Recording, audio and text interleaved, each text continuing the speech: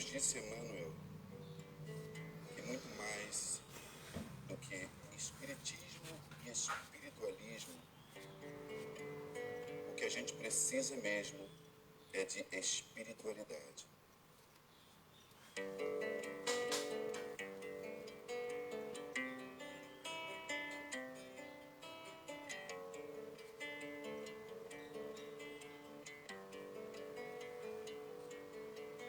Espíritos amigos e benevolentes, mensageiros de Deus, instrumentos da paz do nosso Senhor Jesus, que tem como missão nos esclarecer e nos conduzir no bom caminho, nos guiar em nossa jornada para a luz.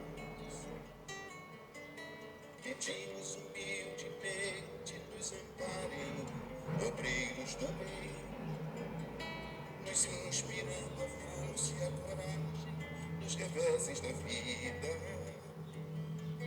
Livrai-nos dos maus pensamentos, para não darmos brechas, más inclinações, e assim aceitar sem queixumes as provas e expiações. Ilumine nossas consciências, trazendo à luz nossos próprios defeitos. Nos arranque o véu do orgulho, para que confessemos antes de tudo a nós mesmos. Anjos guardiões reforcem nossa fé, mandem espíritos protetores. Nos ensine a nos tornarmos dignos, agradecer até pelas nossas dores. Derramem espiritualidade em nós, espiritualidade em nós, espiritualidade em nós. Derramem espiritualidade em nós, espiritualidade em nós, espiritualidade em nós. Que apenas nossas necessidades reais sejam por vocês atendidas, segundo a vontade de Deus, segundo a vontade de Deus. Anjos do Senhor, que são as virtudes dos céus, obrigado pelo fiel e bom codificador. Derramem espiritualidade em nós, espiritualidade em nós, espiritualidade em nós. Derramem espiritualidade em nós, espiritualidade em nós, espiritualidade em nós.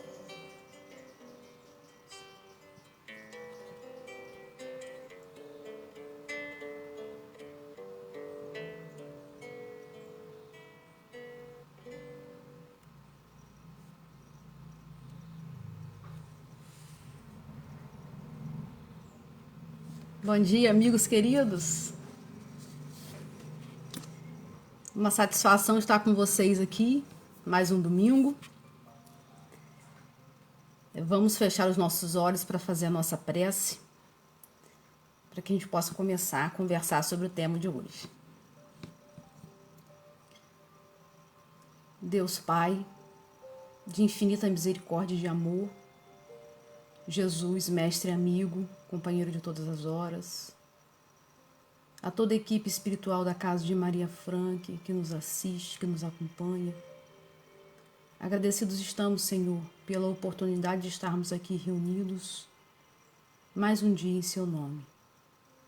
Rogamos a vós, Senhor, que o Seu amor e a Sua misericórdia alcance a todos os lares aqui representados, bem como, Senhor, a todos aqueles que necessitam do Seu amparo neste momento. Esteja conosco, Senhor, não só hoje, mas por todo sempre. Que assim possa ser. Então, queridos, hoje nós conversaremos um pouco a respeito do sermão profético.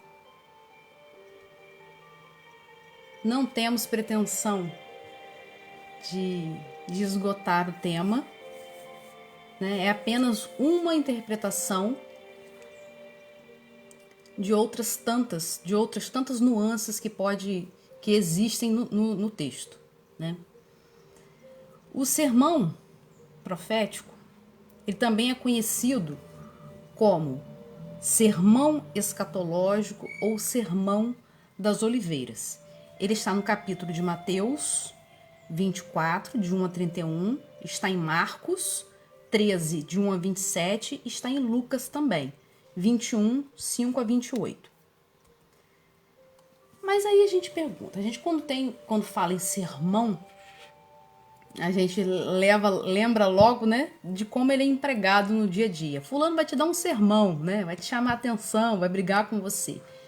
Aí a gente foi buscar a origem da palavra sermão, né? Sermão, do latim, sermo, que significa fala, discurso. E ele vem da raiz, né, do verbo serere, que significa unir.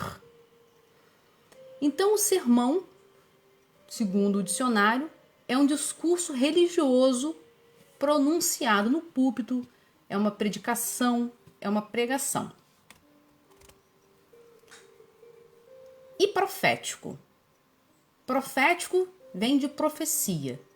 E a etimologia da palavra profecia tem origem no grego, profetia, que significa capacidade de interpretar o desejo dos deuses, e é formada pela junção das palavras profetes, que significa à frente, e fanai, que significa falar. Então é falar à frente, né? Previsão, antecipar as coisas. Então, o sermão em Mateus, nós temos 5 principais sermões. Nós temos o Sermão do Monte, nós temos o Sermão dos 12 discípulos, o sermão das parábolas do reino, o sermão comunitário e o sermão profético. O sermão profético, só para a gente contextualizar, ele se deu já em Jerusalém, quando Cristo foi para a comemoração, né, das festividades da Páscoa judaica. Então, ou seja, já aproximando o período, né, da prisão, da condenação e da crucificação do Cristo. Então, o sermão, ele acontece logo depois de um grande evento que nós temos conhecimento, né? Que foi após a chegada do Cristo, ele foi visitar o templo de Jerusalém, né? E ao chegar lá, ele percebe que a função, a finalidade principal do templo, ela estava sendo deturpada, né? Porque o templo estava sendo utilizado para comércio de coisas, né? Para corrupção. Então é naquele momento então que a gente se recorda da passagem que ele tem uma postura mais enérgica, né? E expulsa os vendilhões do templo. Ele precisava ter aquela postura no sentido de mostrar que aquilo ali estava muito errado, né? Aquela situação ali era totalmente contrária aos propósitos, né? Que a função do templo era tratar de coisas sagradas e não coisas materiais, né? Então havia necessidade dele ter essa postura, né, para mostrar a gravidade daquela situação, né, e até para cumprir a profecias também que já falavam nesse sentido. Então, após esse episódio, né, da expulsão dos vendilhões do templo, o Cristo, né, logo depois, ele conta a parábola da figueira que secou, né, daquela figueira que tinha muitas folhas, aparência, né, de possuir frutos, né, mas apenas só tinha folhas, não tinha substância, né, não tinha nada a oferecer, não tinha frutos, né. Depois disso, ele é questionado, né, a respeito pelas autoridades, né, da época, com que autoridade ele tinha, né, o sacerdote da época, com que autoridade ele tinha para estar pregando no templo. Depois disso também, ele é testado, né, pelos fariseus, questionando a respeito do tributo a César, né? Aí que ele responde, dai a César o que é de César, né? E depois disso, ele fala pra gente, deixa pra gente o sermão profético. Nós fizemos essa retrospectiva para que a gente possa entender melhor, né, o sermão. E eu vou pedir a paciência de vocês para a gente fazer a leitura do sermão. Capítulo 24, sermão profético. Tendo Jesus saído do templo de Jerusalém, aquele que ele tinha encontrado coisas equivocadas lá, né? Estava partindo quando se aproximaram dele os seus discípulos para lhe mostrar as edificações do templo. Em resposta, lhes disse: Não vedes tudo isso? Amém vos digo, que não será deixada aqui pedra sobre pedra que não seja derribada. Ao assentar-se no Monte das Oliveiras, aproximaram-se deles os discípulos, em particular dizendo: Diz-nos quando serão essas coisas e qual o sinal da tua vinda e da consumação da era?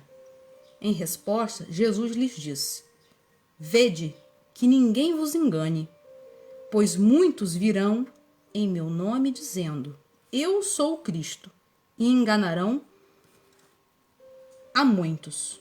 E estarei na iminência de ouvir de guerras e relato de guerras. Olhai, não vos alarmeis, pois é necessário acontecer essas coisas, mas ainda não é o fim. Pois se levantará nação contra nação, reino contra reino, haverá fome e terremotos, nem em todos os lugares. Todas essas coisas são o começo das dores do parto. Então vos entregarão a provação e vos matarão, e sereis odiados por todas as nações por causa do meu nome. Nesse tempo, muitos se escandalizarão, entregarão uns aos outros e odiarão uns aos outros. Muitos falsos profetas serão levantados e enganarão a muitos. E por se multiplicar a iniquidade, o amor de muitos se esfriará. Mas quem perseverar até o fim será salvo. Este evangelho do reino será proclamado em toda a terra habitada para testemunho a todas as nações. Então virá o fim. Portanto, quando virdes a abominação devastadora que foi falada através do profeta Daniel, estabelecido no lugar santo, quem estiver lendo, compreenda. Então, os que estiverem na Judéia, fujam para os montes. Os que estiverem no terraço, não desça para pegar as suas coisas dentro da sua casa. Quem estiver no campo, não volte atrás para pegar suas vestes. Ai das grávidas e das que amamentarem naqueles dias. Orai para que vossa fuga não aconteça no inverno nem no sábado, pois haverá nesse tempo grandes provações, como não tem havido desde o princípio do mundo até agora, nem jamais haverá. E se aqueles dias não fossem encurtados, nenhuma carne seria salva, mas por causa dos escolhidos, aqueles dias serão encurtados. Então, se alguém vos disser, eis aqui o Cristo, ou ali, não creiam, pois serão levantados falsos cristos e falsos profetas, e darão grandes sinais de prodígios de sorte a enganar, se possível, até os escolhidos. Eis que eu vos tenho predito. Portanto, se vos disserem, eis que está no deserto, não saiam, ou eis que está no quarto interno, não creiam. Pois assim como o relâmpago sai do oriente e se mostra até o ocidente, assim também será a vinda do Filho do Homem. Onde estiver o cadáver, lá se reunirão os abutres. E logo depois da aprovação daqueles dias, o sol escurecerá, a lua não dará seu brilho, as estrelas cairão do céu e os poderes do céu se abalarão. Então aparecerá no céu o sinal do Filho do Homem. Todas as tribos da terra se levantarão e verão o Filho do Homem vindo sobre nuvens do céu com poder e muita glória. Ele enviará os seus anjos com trombetas, com grandes trombetas, e ele reunirão os seus escolhidos dos 4 ventos da extremidade do céu até a outra extremidade. Bem, quando a gente faz, né, uma primeira leitura desse sermão, o que vem logo na nossa mente, né? Meu Deus, quantas, né, desditas, quantas situações conflituosas, quantas tribulações. E fala no fim, será que é o fim? Será que o mundo vai acabar? Jesus está querendo dizer para a gente que o mundo vai acabar. O que significa isso, né? A gente começa a questionar e a gente começa a nos prender, né, nas dificuldades, né? Que vai ter guerra, que vai ter fome, que as pessoas vão se odiar. Mas a gente não para questionar, nem para se perguntar o porquê dessas coisas acontecerem, né? O porquê do anúncio dessas situações, dessas tribulações e dessas situações difíceis, né? O que causou, né? O que deu causa a essas coisas, né? Essa é a pergunta, né, que a gente deveria fazer, né? E Jesus, conhecedor, né, da natureza humana, das fragilidades, né, de todos nós humanos, ele anunciou essas situações pelas quais a humanidade passaria, né, ao longo dos tempos.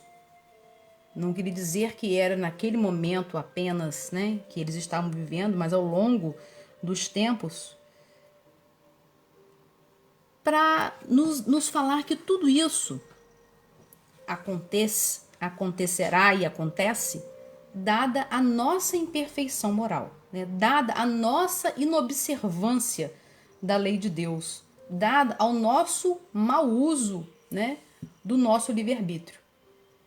Então, é evidente, né, assim como a gente já tratou de várias parábolas aqui, é evidente que esse sermão, ele também tem um caráter, né, de alegoria, né? Jesus precisava falar nesses termos, né, para poder impressionar aqueles corações ainda muito rudes, ainda muito endurecidos, né, que eram incapazes de compreender a sua mensagem, que era uma mensagem espiritual. Eles eram capazes de compreender essa abstração espiritual, né, que Jesus trazia dentro das suas mensagens. Então ele utilizava dessas questões, né, mais materiais, mais concretas, para impactar aqueles corações, né, porque para aquelas pessoas, né, daquela época, quanto mais extraordinário ou sobrenaturais fossem os relatos, os fatos, maior propensão eles tinham, né, de aceitá-los, né, como verdadeiros. Então agora, baseado, né, com o auxílio do nossa doutrina abençoada, né, com o auxílio do Consolador prometido, nós temos condições de ampliar o nosso olhar, a nossa visão, para entendermos melhor, né, os fatos narrados no sermão profético, né? E a gente pode afirmar que o sermão profético, ele vem nos falar, né, do período de transição do planeta, da transição do mundo de provas e expiações para um mundo regenerado, né? E é isso que nós vamos tentar fazer ao longo da nossa conversa de hoje. Então a gente viu que o texto começa tendo saído do templo, né? O Cristo saiu do templo de Jerusalém, né? E estava partindo, né? E os discípulos começaram a apresentar para ele, né, a edificação do templo. Olha, que lindo, que magnífico. Eles ficaram ali, né, encantados, né, com a magnitude do templo, até porque o templo era imenso. Ele tinha aproximadamente 20 mil pessoas circulando por ali, uma guarda enorme, quer dizer, era uma coisa de proporções, né, de admirar a qualquer um, né? E então em seguida, né, Jesus faz um questionamento para eles. Não vedes tudo isso? Ou seja, não vê que isso aqui não está cumprindo a função que deveria cumprir, né, que é tratar das coisas divinas, tratar da mensagem do meu Pai, que isso aqui virou um comércio, que isso aqui, a finalidade principal foi totalmente deturpada, né? E em resposta eu vos digo, não será deixada aqui pedra sobre pedra. Ou seja, ele já, logo no início, ele já traz uma mensagem para os seus discípulos, no sentido de que não adianta beleza de espaço físico, né? Porque na realidade, a melhor construção que se pode fazer é a construção espiritual, é a construção de valores, né? A construção de uma renovação de coração, de atitudes e de ações, né? Porque construção material é temporária e a verdadeira construção é a construção que se faz dentro de cada um de nós, é a construção espiritual, né? Que essa sim é para a eternidade. Então, logo de cara, o Cristo já dá uma mensagem, né, subliminar para os seus discípulos aqui. E eles foram caminhando, né, e se sentaram, foram até o Monte das Oliveiras. Daí também o sermão ser conhecido como Sermão das Oliveiras. E assentou-se, né? Jesus assentou. Essa postura, né, de se sentar é uma postura do que era utilizada pelos sábios hebreus, né, quando eles desejavam transmitir um ensinamento. Eles se sentavam e as demais pessoas se sentavam ao redor, né, para ouvir o que tinha para dizer, né? E então, logo em seguida, eles perguntaram, né, ao Cristo: diz-nos quando serão essas coisas e qual será o sinal da sua vinda? O Cristo apenas não respondeu essa pergunta, né? Perguntou, quando será? E ele não respondeu.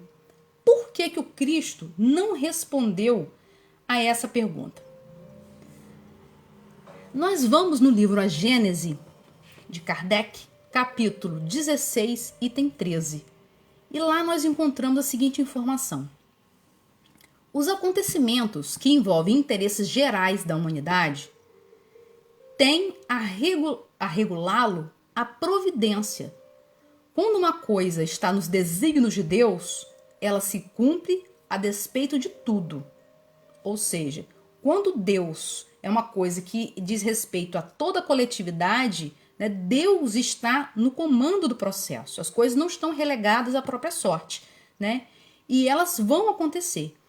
E no mesmo capítulo, no item seguinte, no item 14, diz o seguinte: os pormenores e o modo de execução se encontram subordinados às circunstâncias e ao livre-arbítrio do homem. Ou seja, Deus está no comando das coisas que dizem respeito à coletividade, mas o momento de execução, de consumação, se dará a partir, né, da conduta do ser humano. Então, não tem como haver uma precisão de data em função de que vai depender das ações, né, do comportamento de cada um de nós, né?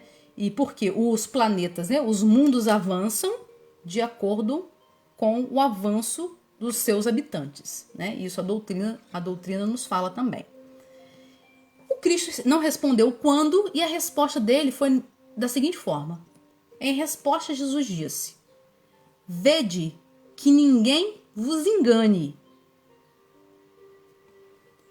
Ou seja, fiquem atentos, fiquem vigilantes, se preparem.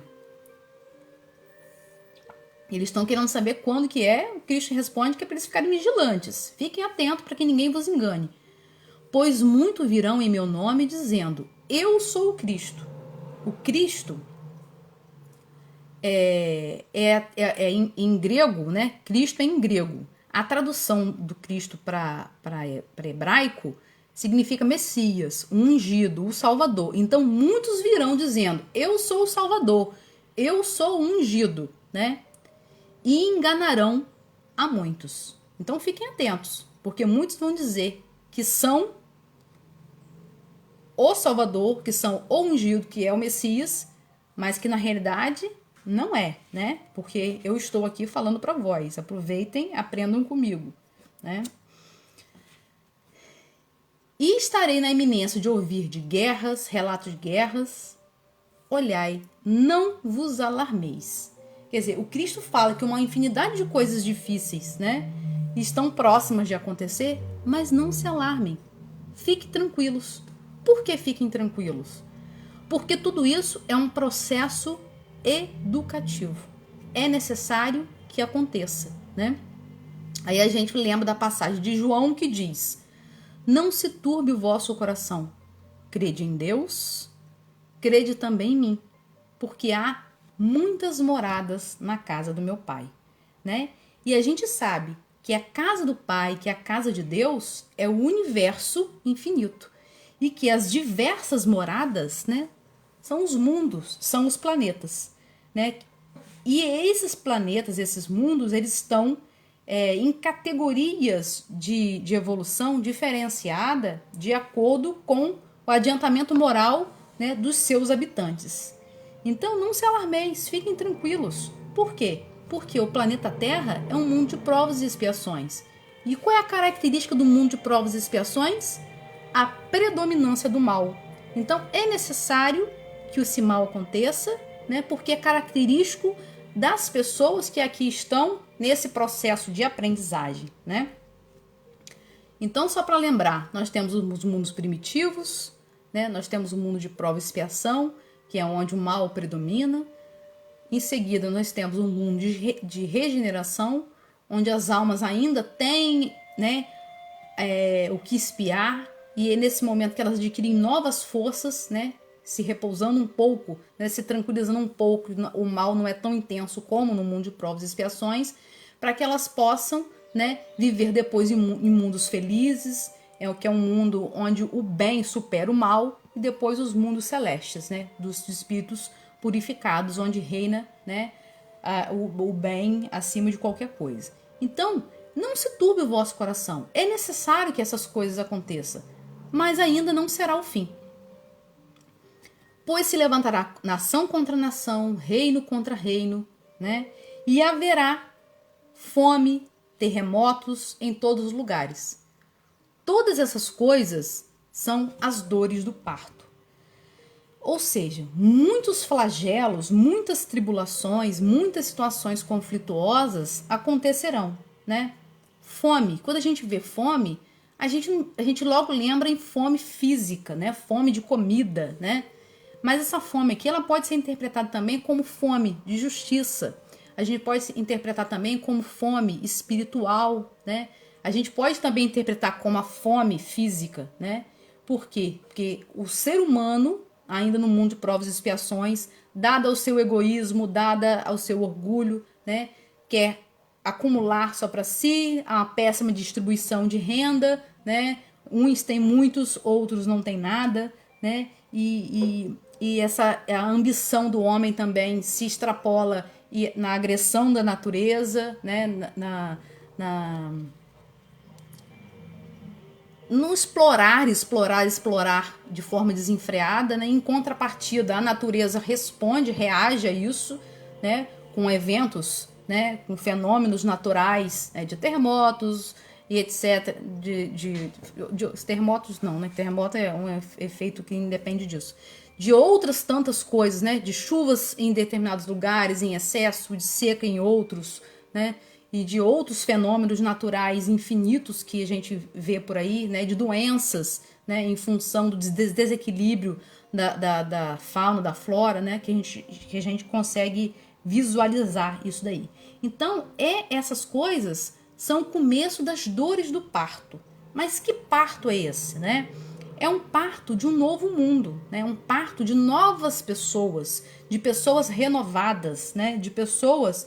De seres humanos menos propensos ao mal, mais sensibilizados, com os corações, né, mais voltados para as coisas do alto, né, para uma construção de um mundo melhor. Aí a gente lembra da questão 784 do Livro dos Espíritos, que Kardec pergunta o seguinte: basta grande é a perversidade do homem. Não parece que menos do ponto de vista moral, ele ao invés de caminhar, ele está recuando? Aí qual foi a resposta dos espíritos? Enganas-te.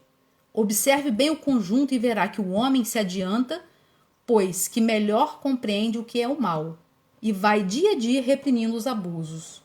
Faz-se mister que o mal chegue ao excesso, para tornar compreensível a necessidade do bem e das reformas. Né? Não é isso que a gente está vendo no mundo hoje? Parece que o mal está chegando ao excesso.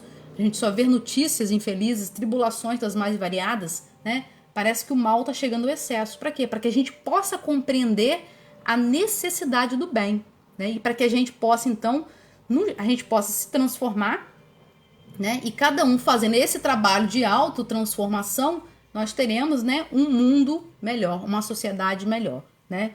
Então, na questão 917 também, quando trata da perfeição moral, diz que o homem deseja ser feliz, né? Mas quando ele começa a compreender que o egoísmo, o orgulho, a ambição, a inveja e todos esses outros sentimentos inferiores, né, perturbam as relações sociais, né, ele conclui que isso é incompatível com a felicidade.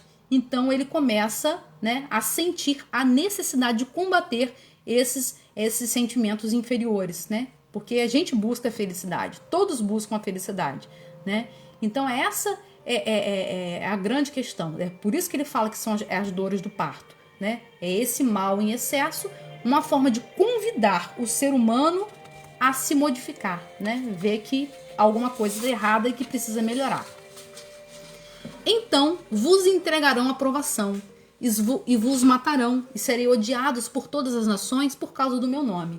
Então o Cristo aqui, tanto ele fala, ele vai adiante, fala em situações que aconteceram ao longo dos tempos, como ele fala também em situações do momento que estavam próximos a acontecer, uma vez que ele já estava próximo ao período, né, de encerramento da vida física dele na Terra. Nesse tempo, muitos se escandalizarão, entregarão uns aos outros e odiarão uns aos outros. Muitos falsos profetas serão levantados e enganarão a muitos. A gente já viu, né, que a Terra é um mundo expiatório, que ela serve de asilo, né, de abrigo, de exílio, de abrigo para quem? Para esses espíritos rebeldes à lei de Deus. Então é comum que na Terra as pessoas, né, ainda tenham esse tipo de sentimento, né, de ódio, né, porque somos espíritos que somos rebeldes à lei de Deus, mas a lei natural, né, a lei do progresso, é fazer com que consigamos vencer esses sentimentos inferiores e que possamos sublimá-los, transformá-los, né, em sentimentos mais elevados, né? E como a Terra ela é habitada por espíritos imperfeitos, né, que há essa propensão para o mal, né, para a ignorância, por orgulho, por egoísmo. Então, por isso que ele nos diz que nesses tempos uns odiarão os outros, porque é característico dos habitantes do planeta. Mas, então eu moro no planeta Terra, deixa eu odiar porque o planeta Terra é de ódio, né? O planeta Terra, ela está nos abrigando, por enquanto, né, com essas características de sentimento, nos dando oportunidade, as tribulações, as dificuldades aí, para que a gente melhore esses sentimentos, a gente melhore a nossa conduta moral, né? Para que a gente possa caminhar. Esse é o objetivo da nossa fala aqui hoje, né? De caminhar para um mundo melhor, para um mundo regenerado. Então vamos, né, falar assim, não, tá tranquilo porque na Terra todo mundo é assim, então eu vou continuar assim. Não, nosso objetivo é melhorar esses sentimentos, né? Nos elevar, crescermos. Essa é a lei do progresso. Muitos profetas serão levantados e enganarão muitos. Né? O que são os profetas? Os profetas são aqueles enviados de Deus, né? Que têm como missão instruir os homens, né, e nas questões espirituais. Aí vem falando que os falsos profetas se levantarão e enganarão a muitos. Se levantar no sentido aqui de reencarnar, né? Que quando fala assim, fulano deitou o quê? Morreu, né? E quando levanta, ou seja, reencarnou com o objetivo de enganar a muitos, né? Por isso que ele já nos aconselhou lá no início, fiquem atentos, fiquem vigilantes, vedes, para que ninguém vos engane, né? Então, como a gente vai descobrir quem são os verdadeiros profetas? O Evangelho segundo o Espiritismo nos diz: os verdadeiros profetas se revelam por seus atos. Os atos, eles são adivinhados, ao passo que os falsos se dão eles próprios como enviados de Deus. Então, aquele, né, que vem de fato para trazer a missão de instruir os homens, jamais vai dizer: eu vim para instruir os homens, eu sou o profeta, né? O Cristo esteve na Terra, né? Em momento algum ele se vangloriou, disse: eu sou o profeta, eu sou o filho de Deus, eu sou enviado, eu vim para salvar ninguém, né? A humildade era característico, né, dele. O primeiro é humilde e modesto, né? O profeta, o verdadeiro profeta. E o falso profeta é orgulhoso, é cheio de si, fala com altivez, né? Parece, né, sempre melhor do que os outros, né? Vamos lá. E por se multiplicar a iniquidade, o amor de muitos se esfriará. Mas quem perseverar até o fim será salvo. O evangelho do reino será proclamado por toda a terra habitada para testamento de todas as nações, e então virá o fim, né? Quem se preservar até o fim será salvo, né? Esse preservar até o fim, a gente pode entender, né, como aquele que permanecer, né, seguindo as leis de Deus, aquele que permanecer seguindo os ensinamentos do Cristo, né? Perseverar até o fim, né? Que fim, né? O fim desse ciclo evolutivo da Terra será salvo. Mas que tipo de salvação, né? Ele está dizendo aqui, né? A salvação aqui a gente pode entender no sentido de a gente obter as conquistas morais, né, necessárias para que a gente possa caminhar nesse processo de evolução do planeta, né? Para que a gente possa acompanhar a evolução do planeta. A salvação nesse sentido, né? E o evangelho será proclamado. A gente vê aqui que o Cristo falou que o evangelho será proclamado. Ele não falou que o evangelho será executado, né, na Terra. Por quê? Porque ainda nós não temos condição, né? Dada a condição moral dos habitantes do planeta, a gente ainda não tem condição de executar o evangelho assim como Cristo nos deixou. A gente tenta colocar em prática, né? Mas e por enquanto ele disse que o evangelho seria proclamado no sentido de ser conhecido, né? No sentido dos corações estarem sendo despertados, né, para o amor ensinado pelo Cristo, né? Em momento algum ele disse que o evangelho seria executado. Dado a nossa condição de inferioridade moral, ainda nós não temos condição de executar, assim como Cristo nos deixou os ensinamentos. E então virá o fim. O fim de quê? Do mundo? O mundo vai acabar? Não. O fim desse ciclo evolutivo da Terra. O fim do período de provas e expiações, né? E o início de um novo ciclo, o ciclo de regeneração. Portanto, quando virdes a abominação devastadora que foi falada pelo profeta Daniel, ou seja, das grandes tribulações, né? Quem estiver lendo, compreenda. Então, os que estiverem na Judéia, fujam para os montes. O que o Cristo nos quis dizer com esse negócio de fuja para os montes? O que estiver sobre o terraço, não desça para pegar as suas coisas dentro de casa. E quem estiver no campo, não volte atrás para pegar as suas vestes. Esse trecho que fala, né, os que durante esses períodos de tribulações, de dificuldades, quem estiver na Judéia, fuja para os montes. O que o Cristo quis dizer com isso? Isso, quem vai nos trazer essa informação é Emmanuel, no livro Caminho, Verdade e Vida, capítulo 140. Se alguém tiver a oportunidade, faça uma leitura desse capítulo, que ele é muito bonito. Não vou ler agora porque o nosso tempo já está bem avançado. Mas o que ele nos diz aqui? Ele nos diz que a Judéia aqui pode ser representada pelas pessoas que são seguidoras do Cristo. Aquelas pessoas que buscam se espiritualizar. E nesses momentos de dificuldades, de tribulações, essas pessoas né, devem se manter resignadas. Elas devem elevar os seus pensamentos, elevar os seus ideais espirituais, né, buscar as alturas espirituais, buscar o auxílio dos amigos superiores, né? Ou seja, para os montes, elevar-se, né? Fuja para os montes, ou fuja em busca de auxílio do alto, né? Em busca de elevação dos seus pensamentos, elevação, né, dos seus sentimentos também. Porque aí, quando essas dificuldades todas se amenizarem, você vai estar muito mais fortalecido.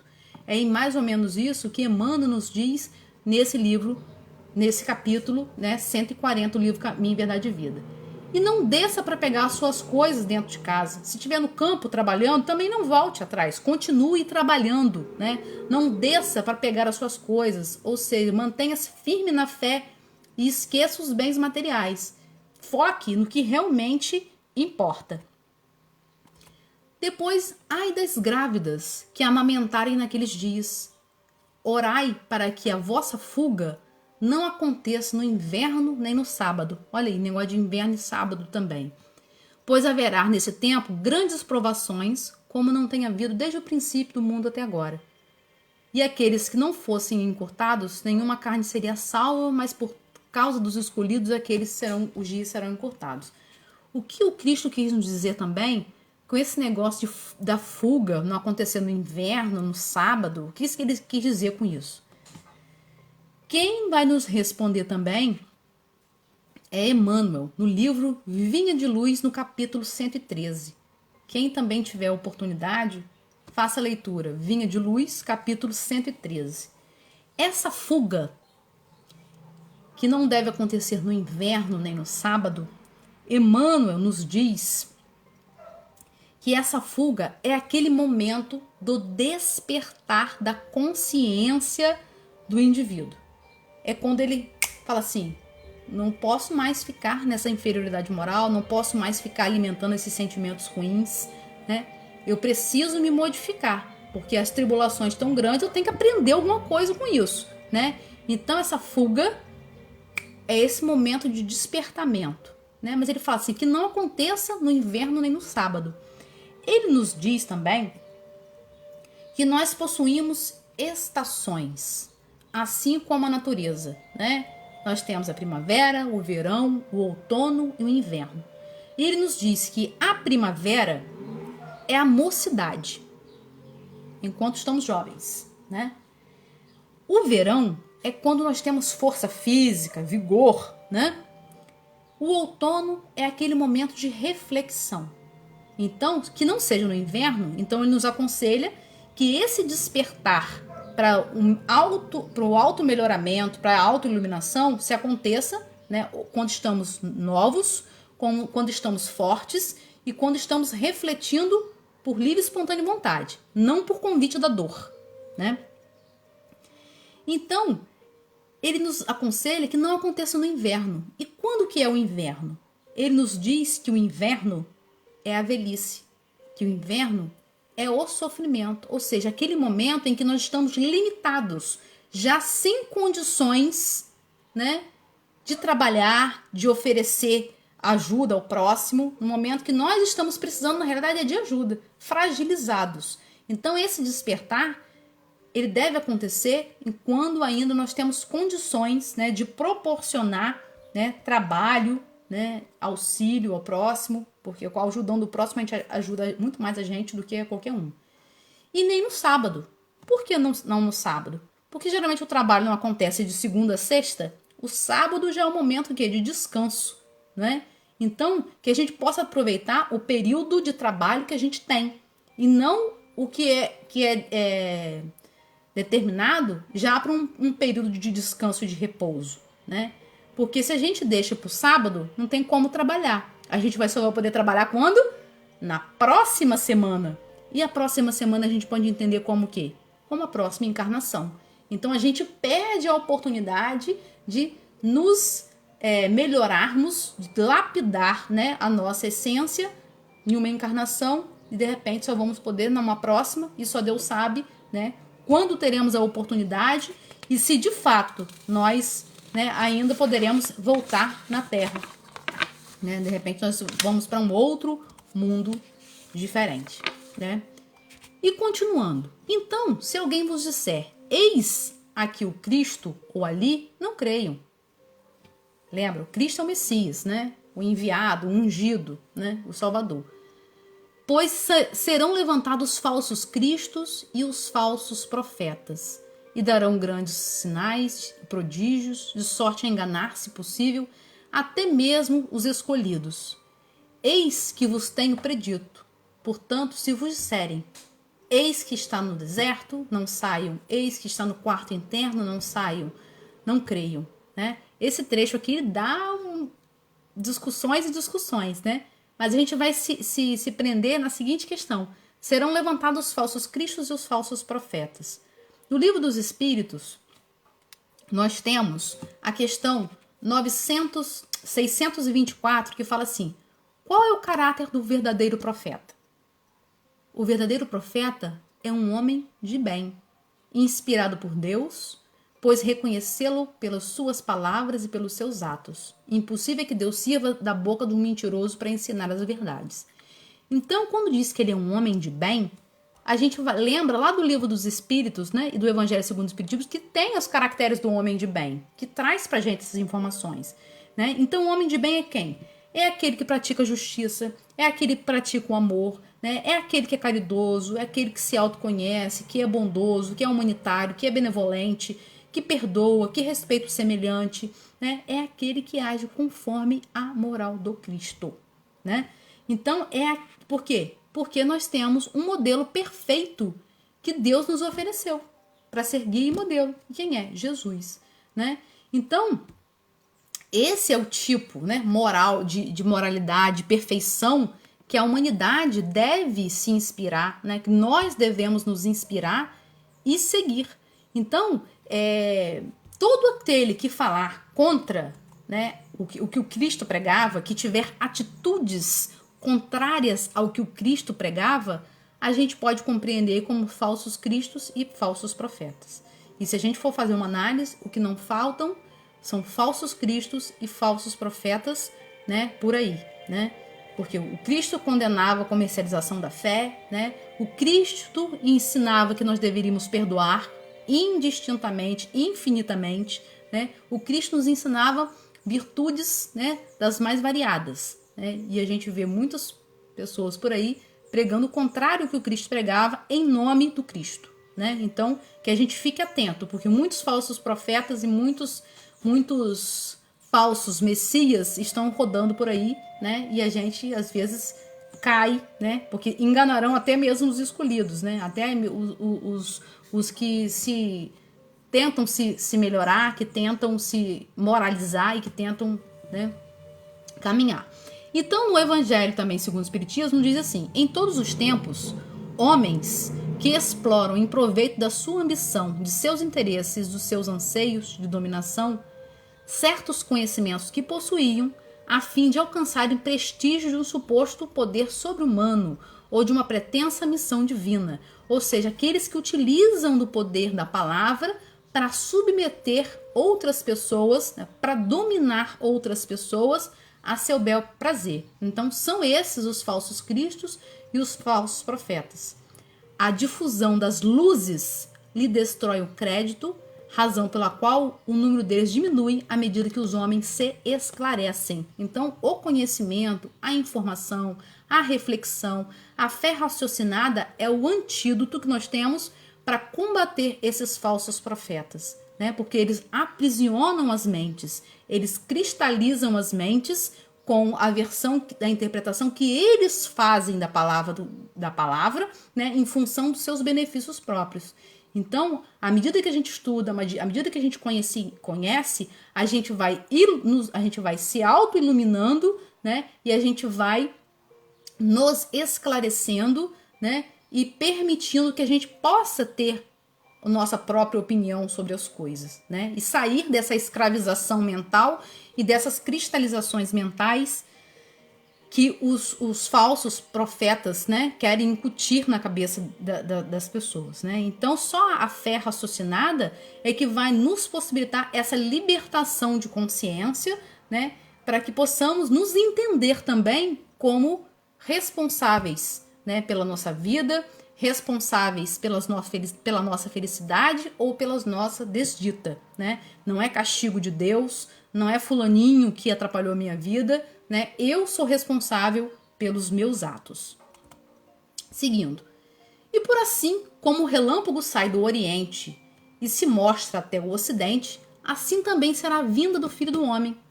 Onde estiver o cadáver, lá se reúnem os abutres.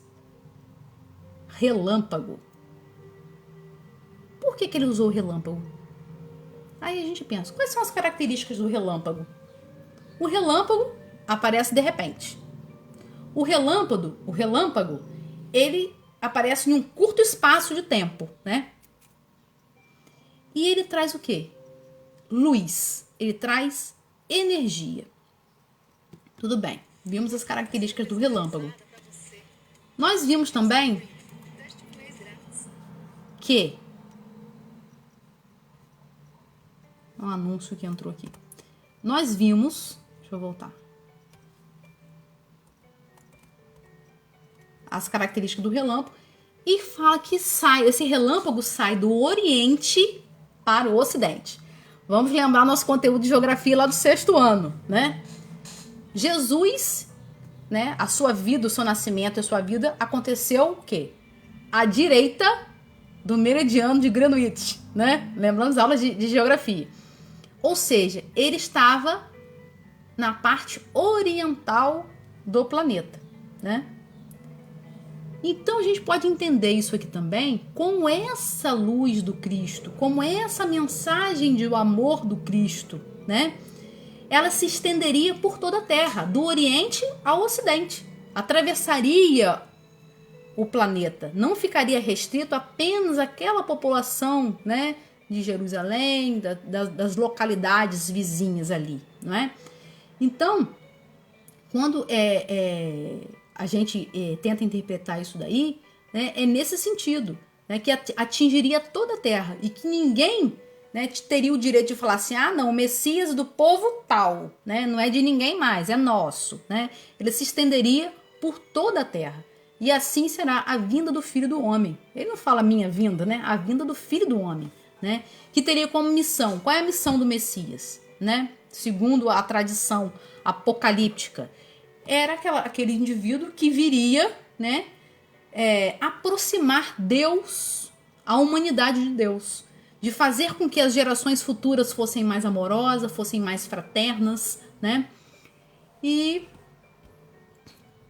onde estiver o cadáver, ali se reunirão os abutres. Aí a gente pede socorro a quem de novo? A gente pede socorro a Emmanuel.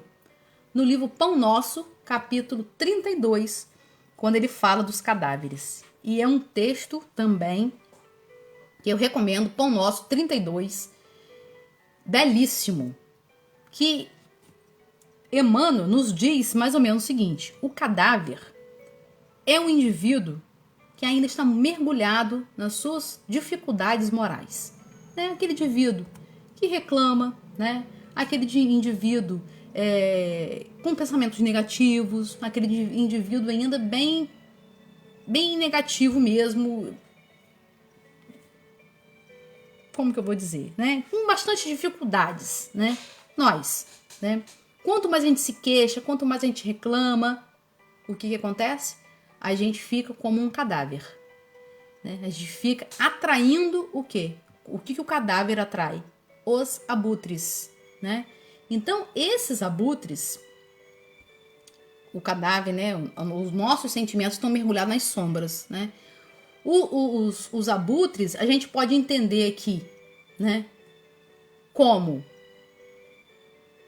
Já nós estamos falando aqui no contexto dos falsos profetas, né? A gente pode entender aqueles falsos profetas que vão se aproveitar da nossa fragilidade, das nossas dificuldades, para nos manipular a bel prazer. Mas a gente pode entender também como obsessores, né? Como perseguidores, como perseguidores não apenas invisíveis, né? Mas visíveis também. a gente reclama, fulano é muito chato. Aí, ó, as vibrações, né, negativas e perniciosas que vão sendo emitidas para aquele indivíduo, né? Então, a gente tem que ter cuidado com os nossos pensamentos, né, com as nossas ações, para que a gente não se transforme em cadáveres, para que a gente não fique atraindo, né, os abutres, que a gente não fique atraindo essa infelicidade para nossa própria vida, né?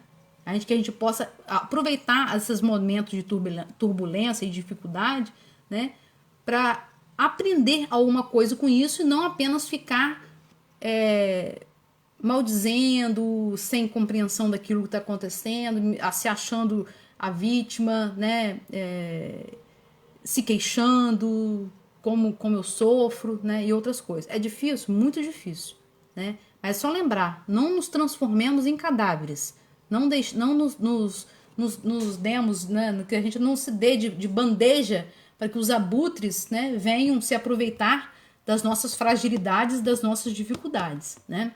Recomendo que leiam o texto, que o texto é muito mais do que isso, né? Mas eu fiz apenas essa pensada para a gente entender o que o Cristo quis nos dizer aqui, né? Onde estiver o cadáver, lá estarão os abutres, né?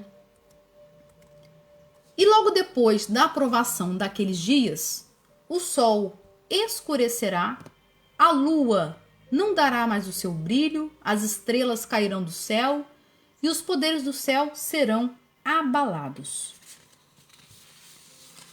Quem nos responde, quem nos esclarece a respeito desse trecho é o livro A Gênese, de Kardec, capítulo 17, item 55.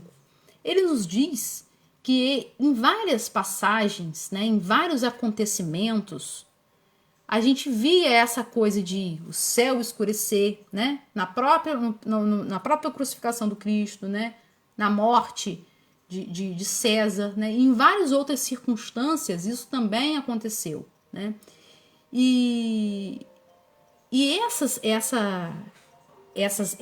frases, assim, essas informações, que estrelas cairão, né, que o sol se apagará, tudo isso aqui foi falado com o objetivo das gerações futuras, para que as gerações futuras pudessem compreender que aquilo ali estava sendo falado em uma linguagem alegórica, que aquilo ali não correspondia de fato, né, com a verdade. Por quê? Né? Porque a gente sabe que as estrelas não caem, né? Hoje, com as informações que a gente tem, a gente sabe que é impossível, né, que esse tipo de coisa aconteça. Mas aquela população daquela hora necessitava, né? Porque o coração não está preparado dessas informações impactantes, né, para que eles pudessem guardar e temer, né? O sol vai ser a informação, né, da chegada dos tempos, né? O sol não ter luz mais, a lua também não vai ter, as estrelas cairão. Olha que situação, né? Vai mostrar aquela situação. Mas isso aí foi justamente com o intuito de fazer essa informação, né, impactar o imaginário das pessoas para essa mudança de passagem do ciclo. E então a gente chega, né, nos últimos versículos, que diz: então aparecerá no céu o sinal do Filho do Homem. O Filho do Homem, como eu já disse, né, é o Messias, aquele prometido que viria transformar a humanidade, que viria aproximar as pessoas de Deus, né, que trariam, né, condições das novas gerações serem mais fraternas, mais bondosas, mais amorosas. E como falar da vinda desse prometido se não fosse com toda suntuosidade, né? Fosse com toda a imponência esperadas pelas pessoas, né? Porque os judeus esperavam que viessem um rei, né? Que seria um rei terreno, que ele seria mais poderoso do que todos os outros reis, né? E que colocasse a nação acima das outras nações. Então jamais aqui o Cristo poderia anunciar que chegaria o Filho do Homem, né, um sujeito simples, um sujeito humilde, um sujeito filho de um carpinteiro, que a única coisa que possuía era um poder moral incrível. A única coisa que possuía. Porque aquele povo esperava que viesse, né, um indivíduo com toda a pompa que eles conheciam, a pompa terrestre, né, com toda a riqueza, dada a condição, né, as características morais daquele povo, vaidoso, orgulhoso, né, não aceitaria menos do que um chegando, né, com todas as pompas, né, e magnitude que eles assim consideravam importantes, né. Aí fala, chegará sobre as nuvens, tá? Ele enviará os seus anjos com grandes trombetas, e eles reunirão os seus escolhidos dos 4 ventos, de uma extremidade do céu até a outra extremidade. Ou seja, Jesus, com os seus auxiliares, ou seja, com seus espíritos superiores, né, reunirão todos os espíritos, independente de credo, independente de etnia, independente de qualquer coisa, né? Ou seja, basta que tenha adquirido condições morais suficientes, né? Reunir, né, esse povo de uma extremidade à outra, ninguém ficará de fora, né? Para acompanhar o processo evolutivo do planeta. Para sair do planeta, né? Sair da condição, né, de um mundo de provas e expiações para um mundo de regeneração. Então, se a gente fosse, né, fazer um resumo do que disse o sermão profético, né, muito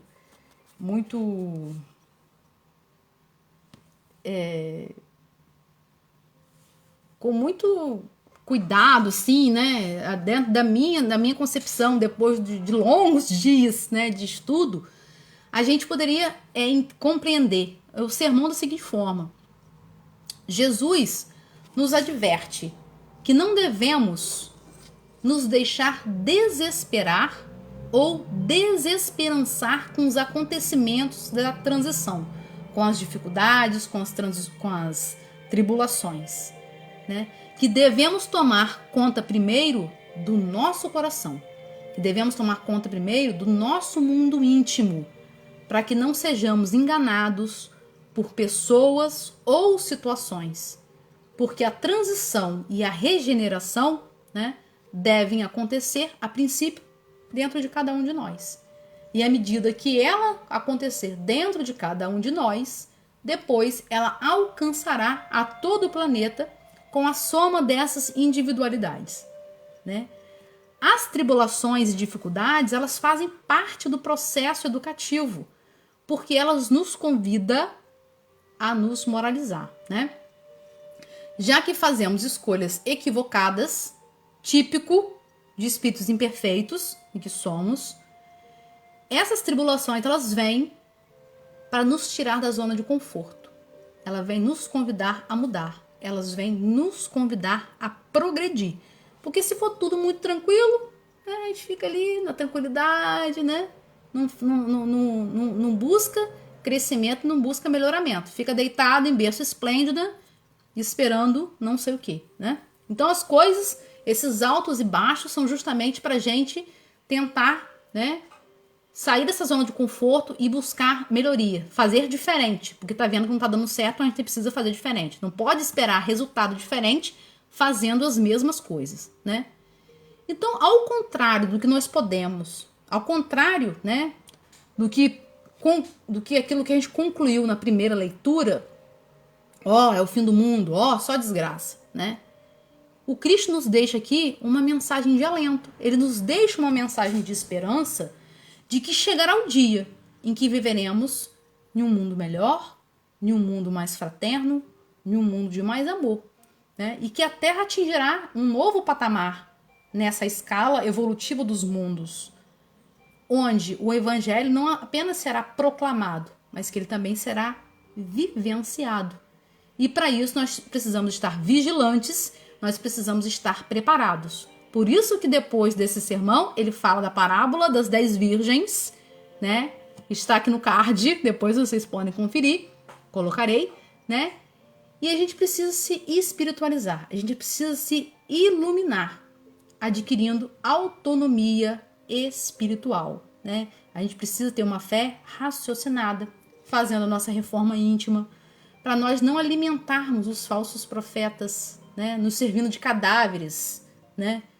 Para que eles possam se aproveitar, para que esses abutres possam se aproveitar das nossas fragilidades, né? Então a gente precisa oferecer o que nós temos de melhor nas estações, né?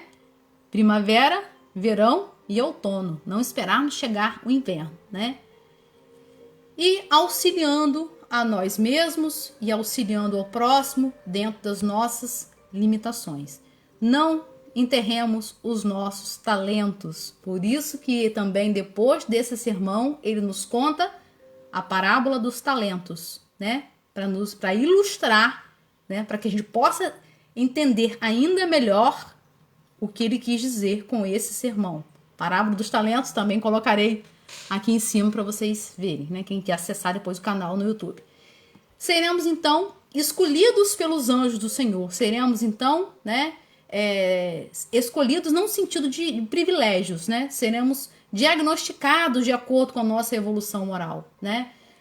Seremos então acolhidos pelos esses espíritos superiores, né, de acordo com o nosso adiantamento de moralidade, de inteligência, e que a gente possa, né, nos transformar efetivamente em seres melhores para que possamos ter condições de adentrar ao mundo de regeneração, né?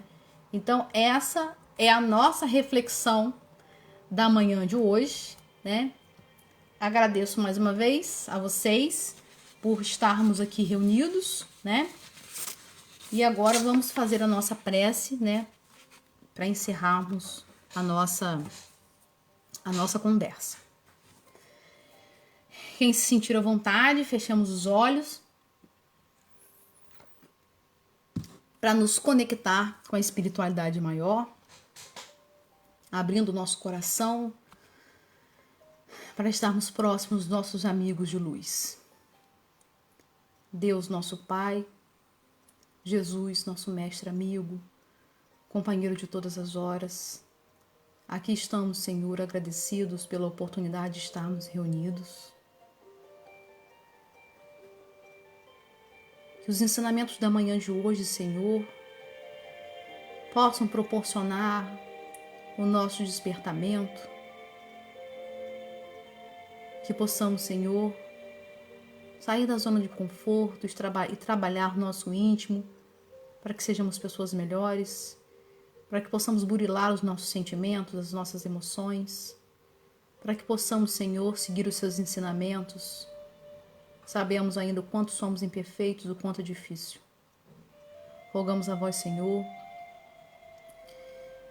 que acolha todos os irmãos que estão fazendo a passagem nesse momento em função das mais variadas doenças, Senhor. Que a compreensão chegue para todos os irmãos que ainda se aglomeram, que estão banalizando o vírus. Que os corações dos nossos governantes possam ser tocados, para que medicação, vacina e tudo aquilo que a população precisa para resguardar e para se manter viva possa chegar aos hospitais. Pedimos a vós, Senhor, que dê força, coragem, resignação e proteção a todos os profissionais que estão envolvidos na linha de frente do combate à Covid.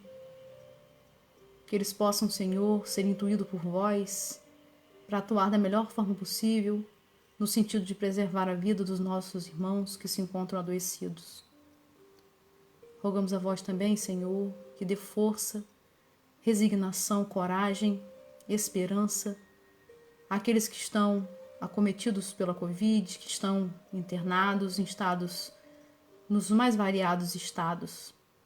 Que eles possam vibrar, Senhor, na sintonia do amor, da paz, na sintonia na vossa sintonia, Senhor, para que todas as células do seu organismo seja refeita, seja reparada e que possa, vencer esse processo de enfermidade. Que os nossos corações, Senhor, possam ser transformados diariamente, que possamos ser pessoas melhores, porque esse é o objetivo do nosso processo aqui na Terra, desse processo de reeducação. Ampare também, Senhor, a todos aqueles que se encontram nos cárceres, que se encontram nas ruas, que se encontram desempregados nesse momento de tanta tribulação, de tanta dificuldade. Fique conosco, Senhor, não só hoje, mas agora e por todo sempre. Que assim possa ser. Amigos queridos, fiquem com Deus e até uma próxima oportunidade.